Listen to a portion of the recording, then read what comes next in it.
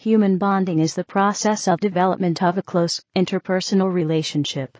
It most commonly takes place between family members or friends, but can also develop among groups, such as sporting teams, and whenever people spend time together. Bonding is a mutual, interactive process, and is different from simple liking. Bonding typically refers to the process of attachment that develops between romantic partners, close friends, or parents and children. This bond is characterized by emotions such as affection and trust.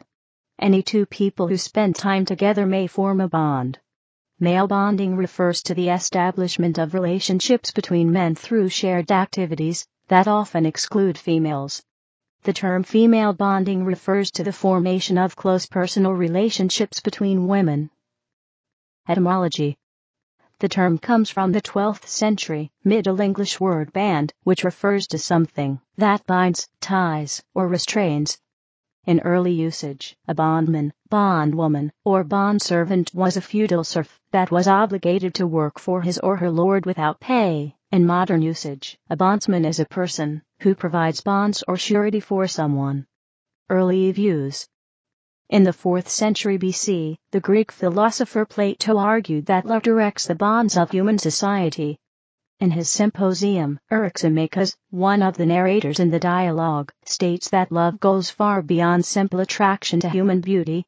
He states that it occurs throughout the animal and plant kingdoms as well as throughout the universe. Love directs everything that occurs in the realm of the gods as well as that of humans. 186b. Eryximachus reasons that, when various opposing elements such as wet and dry are animated by the proper species of love, they are in harmony with one another. But, when the sort of love that is crude and impulsive controls the seasons, he brings death and destruction. 188a. Because it is love that guides the relations between these sets of opposites throughout existence. In every case it is the higher form of love that brings harmony and cleaves toward the good, whereas the impulsive vulgar love creates disharmony. Plato concludes that the highest form of love is the greatest. When love is directed, in temperance and justice, towards the good, whether in heaven or on earth, happiness and good fortune, the bonds of human society, concord with the gods, above all these are among his gifts. 188d. In the 1660s, the Dutch philosopher Spinoza wrote, in his Ethics of Human Bondage, or the Strength of the Emotions, that the term bondage relates to the human infirmity in moderating and checking the emotions. That is, according to Spinoza, when a man is prey to his emotions, he is not his own master, but lies at the mercy of fortune. In 1809 Johann Wolfgang von Goethe, in his classic novella Elective Affinities, wrote of the marriage tie, and by analogy shows how strong marriage unions are similar in character to that by which the particles of quicksilver find a unity together through the process of chemical affinity. Humans in passionate relationships, according to Goethe, are analogous to reactive substances in a chemical equation. Pair bonding. The term pair bond originated in 1940, in reference to mated pairs of birds. It is a generic term signifying a monogamous or relatively monogamous relationship in either humans or animals. The term is commonly used in sociobiology and evolutionary psychology. Pair bonding, usually of a fairly short duration, occurs in a variety of primate species. Some scientists speculate that prolonged bonds developed in humans along with increased sharing of food. Limerent bond. Limerence. According to Limerence theory, posited in 1979 by psychologist Dorothy Tennov, a certain percentage of couples may go through what is called a limerent reaction, in which one or both of the pair may experience a state of passion mixed with continuous intrusive thinking, fear of rejection, and hope. Hence, with all human romantic relationships, one of three varieties of bonds may form, defined over a set duration of time, in relation to the experience or non-experience of limerence. 1. Affectional bond, define relationships in which neither partner is limerent. 2. Limerent non-limerent bond, define relationships in which one partner is limerent. 3. Limerent bond, define relationships in which both partners are limerent. The constitution of these bonds may vary over the course of the relationship in ways that may either increase or decrease the intensity of the line rents. A characteristic of this delineation made by Tenoff is that based on her research and interviews with over 500 people, all human bonded relationships can be divided into three varieties being defined by the amount of line rents or non-line rents each partner contributes to the relationship. Parental bonding. Attachment. A mother breastfeeding, a process that facilitates mother-infant bonding. In 1935, British developmental psychologist John Bowlby published the groundbreaking paper The Nature of the Child's Tie to His Mother, in which the precursory concepts of attachment theory were developed. This included the development of the concept of the affectional bond, sometimes referred to as the emotional bond, which is based on the universal tendency for humans to attach, i.e., to seek closeness to another person, and to feel secure when that person is present. Attachment theory has some of its origins in the observation of and experiments with animals, but is also based on observations of children who had mistypical experiences of adult care. Much of the early research on attachment in humans was done by John Bowlby and his associates. Bowlby proposed that babies have an inbuilt need from birth to make emotional attachments, i.e. bonds, because this increases the chances of survival by ensuring that they receive the care they need. Bowlby did not describe mutuality in attachment. He stated that attachment by mother was a pathological inversion and described only behaviors of the infant. Many developmental specialists elaborated Bowlby's ethological observations. However, neither Bowlby's proximity seeking, not possible for human infants prior to walking, nor subsequent descriptions of caregiver-infant mutuality, with emotional availability and synchrony with emotional modulation include the enduring motivation of attachment into adult life. The enduring motivation is the desire to control a pleasantly surprising transformation that is the root of belief in effectiveness by humans. Citation needed. This motivation accounts for curiosity and intellectual growth of language, mathematics, and logic, all of which have an emotional base of security. Maternal bonding. Of all human bonds, the maternal bond, mother-infant relationship, is one of the strongest. The maternal bond begins to develop during pregnancy. Following pregnancy, the production of oxytocin during lactation increases parasympathetic activity, thus reducing anxiety, and theoretically fostering bonding. It is generally understood that maternal oxytocin circulation can predispose some mammals to show caregiving behavior in response to young of their species. Breastfeeding has been reported to foster the early postpartum maternal bond via touch, response, and mutual gazing. Extensive claims for the effect of breastfeeding were made in the 1930s by Margaret Ribble, a champion of infant rights, but were challenged by others. The claimed effect is not universal, and bottle-feeding mothers are generally appropriately concerned with their babies. It is difficult to determine the extent of causality due to a number of confounding variables, such as the varied reasons families choose different feeding methods. Many believe that early bonding ideally increases response and sensitivity to the child's needs, bolstering the quality of the mother-baby relationship. However, many exceptions can be found of highly successful mother-baby bonds, even though early breastfeeding did not occur, such as with premature infants, who may lack the necessary sucking strength to successfully breastfeed.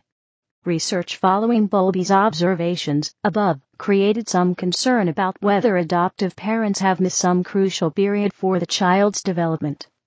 However, research on the mental and social life of babies suggested that the parent-infant system, rather than a bond between biologically related individuals, is an evolved fit between innate behavior patterns of all human infants and equally evolved responses of human adults to those infant behaviors. Thus, nature ensures some initial flexibility with respect to the particular adults who take on the parental role. Paternal bonding. Father playing with his young daughter, an activity that tends to strengthen the father-child bond. In contrast to the maternal bond, paternal bonds tend to vary over the span of a child's development in terms of both strength and stability. In fact, many children now grow up in fatherless households and do not experience a paternal bond at all. In general, paternal bonding is more dominant later in a child's life after language develops. Fathers may be more influential in play interactions as opposed to nurturance interactions.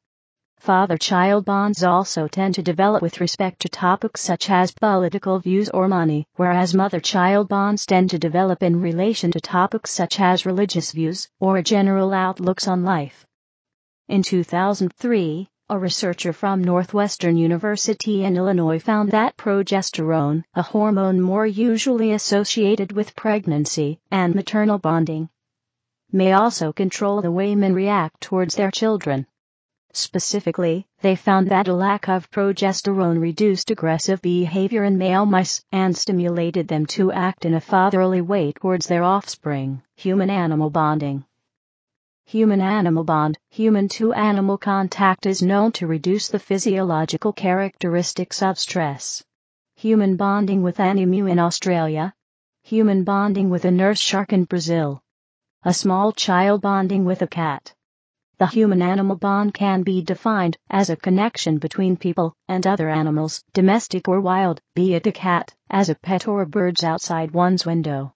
Research into the nature and merit of the human-animal bond began in the late 18th century, when, in York, England, the Society of Friends established the retreat to provide humane treatment for the mentally ill by having patients care for the many farm animals on the estate. Society officials theorized that the combination of animal contact plus productive work would facilitate the patient's rehabilitation. In the 1870s, in Paris, a French surgeon had patients with neurological disorders ride horses. The patients were found to have improved their motor control and balance, and were less likely to suffer bouts of depression. In the 19th century, in Bielefeld, Germany, epileptic patients were given the prescription to spend time each day taking care of cats and dogs. The contact with the animals was found to reduce the occurrence of seizures.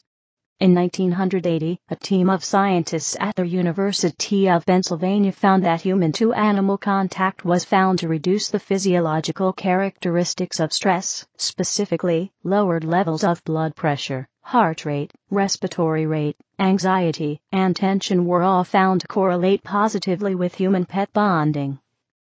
Historically, animals were domesticated for functional use, for example, dogs for herding and tracking, and cats for killing mice or rats.